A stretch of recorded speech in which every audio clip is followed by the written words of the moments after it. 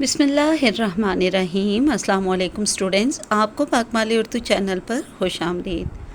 Students, ہم 10ویں جماعت کی اردو کی نئی ماڈل درسی کتاب کو مکمل طور پر پڑھ چکے ہیں اور پھر ہم نے تمام اسباق کے خلاصے، مرکزی خیال اور مصنف کی طرف سے دیا گیا سبق میں پیغام یا اخلاقی سبق اور اس کے علاوہ اہم نکات پڑھ لیے ہیں، اور اب ہم نے حصہ نظم شروع کیا ہوا ہے، اور حصہ نظم کی بھی پہلی 4 نظموں کے ہم نے خلاصے، مرکزی خیال اور شاعر کی طرف سے دیا گیا پیغام یا اخلاقی سبق اور اس کے علاوہ اہم نکات پڑھ لیے ہیں۔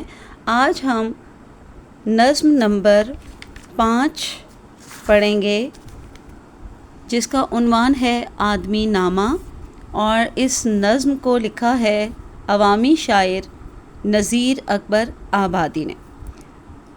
حیت کے اعتبار سے یہ نظم جو ہے یہ مخمس ترکیب بند ہے، اور اس کے کل 6 بند ہیں۔ تو چلیے اب ہم اس کا خلاصہ دیکھتے ہیں سب سے پہلے۔ جی تو اسٹوڈنٹس، یہ رہا ہمارے سامنے نظم نمبر 5 آدمی نامہ کا خلاصہ۔ نذیر اکبر آبادی کو عوامی شاعر کہا جاتا ہے کیونکہ انہوں نے اپنے کلام میں اپنے ارد گرد کی عارضی دنیا کی زندگی کو موضوع بنایا ہے۔ اس کا کیا مطلب ہے؟ اس کا مطلب یہ ہے کہ عام انسان، عام آدمی، یعنی عوام کے بارے میں، عوام کے مسائل کے بارے میں جو ہے انہوں نے موضوعات کو چنا ہے، اور اس پر جو ہے انہوں نے نظمیں لکھی ہیں، شاعری کی ہے۔ آپ بنیادی طور پر نظم کے شاعر ہیں۔ اس نظم آدمی نامہ میں شاعر نے آدمی کے مختلف روپ دکھائے ہیں۔ وہ کہتے ہیں کہ تخلیق کے اعتبار سے سب انسان برابر ہیں، مگر عمل کی خوبی اور خرابی کی بنا پر انسان کی مختلف قسمیں ہیں۔ کہیں قسمت کا دخل ہے، کہیں اس کے اپنے عمل اور فطرت کا۔ اس دنیا میں موجود بادشاہ، فقیر، امیر، غریب، رنگ کی نعمتیں کھانے والے اور لوگوں کے جھوٹے ٹکڑوں پر پلنے والے سب اولاد آدم ہیں۔ فرعون، نمرود اور دنیا میں ہی جنت بنانے کی کوشش کرنے والا شداد، سب نے اپنی بے پناہ دولت اور اقتدار کے نشے میں خود کو خدا سمجھنا اور کہلانا شروع کر دیا تھا۔ اس دنیا میں وہ شیطان کی نمائندگی کرتے ہوئے اپنی حیثیت بھول گئے، لیکن آخر میں کیا نکلے؟ فانی انسان جو موت سے خود کو نہ بچا سکے۔ بعض لوگ بہت نیک ہوتے ہیں، مسجدیں بناتے ہیں، امام اور خطیب بنتے ہیں، قرآن و نماز پڑھتے ہیں، لیکن دوسری طرف کچھ ان کی جوتیاں چرا لے جاتے ہیں۔ گویا انسانی معاشرت ایک جیسے نظر آنے والے انسانوں میں نیک و بد کا مجموعہ ہے۔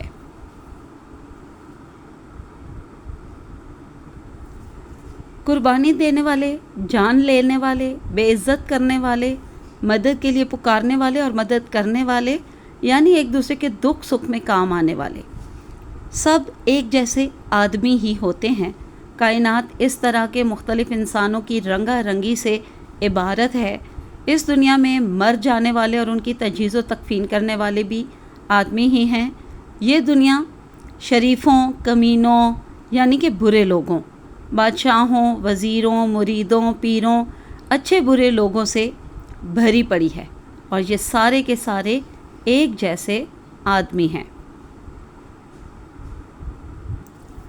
مختصر یہ کہ اس نظم میں شاعر انسان کی کائناتی وسعت، کثیر الجہتی فطرت یعنی کہ مختلف طرح کی فطرت رکھنے والا، عادتیں رکھنے والا، اور تضادات کو دکھاتے ہیں اور بتاتے ہیں کہ یہ ایک جیسے نظر آنے والے مٹی سے بنے انسانوں پر ہے کہ وہ اپنے اندر کی اچھائی و برائی میں سے کیا چنتے ہیں۔ اب ہم دیکھتے ہیں اس نظم کا مرکزی خیال۔ انسان قابل احترام ہے، سب ایک دوسرے کے بھائی ہیں، مگر انسان نے کمتری اور برتری، عزت اور ذلت کے اپنے ہی پیمانے بنا رکھے ہیں۔ یہ خود ساختہ معیار شاہی اور گدائی، امیری اور غریبی کے گرد گھومتے ہیں۔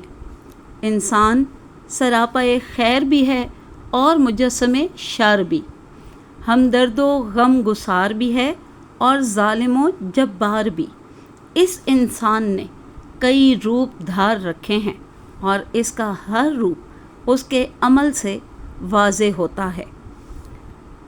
دو طرح سے یہ میں نے مرکزی خیال لکھا ہے، ایک تو نظم کے جو ہے تشریح کے مطابق، اس کے تمام جو اشعار ہیں ان کے مفہوم کے مطابق، اور ایک جو اس کے اندر دیے گئے جو ڈیپ میننگ ہے، یعنی گہرا معنی جو اس کا مطلب و مفہوم وضاحت بنتی ہے، تو اس کے مطابق بھی میں نے بنایا ہے۔ آپ لوگ صرف یہاں سے یہاں تک بھی مرکزی خیال لکھ سکتے ہیں، اور اگر آپ لوگ صرف یہ آخری 2 لائنوں پر مبنی جو مرکزی خیال ہے جو کہ اصل معنی و مفہوم پر مبنی ہے، تو صرف یہ والا بھی مرکزی خیال لکھ سکتے ہیں، اور اگر چاہیں تو میری طرح یہ دونوں بھی آپ ملا کر لکھ سکتے ہیں۔ مختصر یہ کہ انسان خوبیوں اور خامیوں کا مرکہ ہے۔ مرکہ کی جگہ آپ لوگ مجموعہ بھی لکھ سکتے ہیں۔ دنیا کے ہر کردار، عمل اور منصب کے پیچھے آدمی ہی کھڑا ہے۔ اس کے انتخاب اسے عالی مرتبت یعنی اعلیٰ مرتبے والا، اونچے مرتبے والا، یا پست کردار بناتے ہیں، یعنی کہ یا کمتر بناتے ہیں، بد کردار بناتے ہیں، برا بناتے ہیں۔ تو چلیے اب ہم اس نظم کا پیغام دیکھتے ہیں۔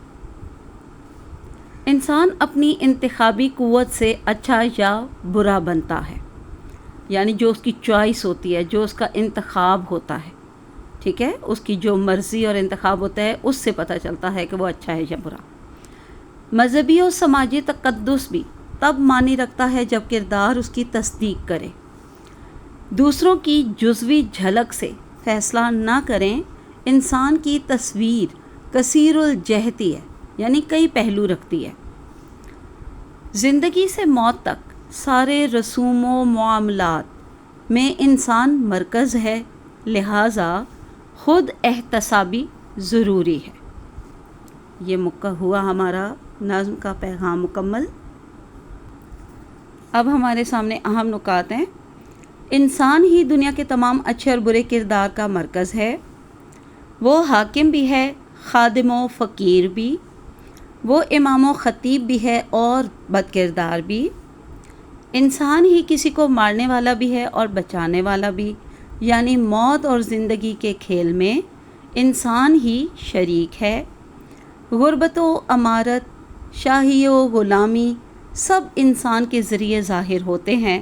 انسان کے اندر تضادات اس کی اصل فطرت کا حصہ ہیں۔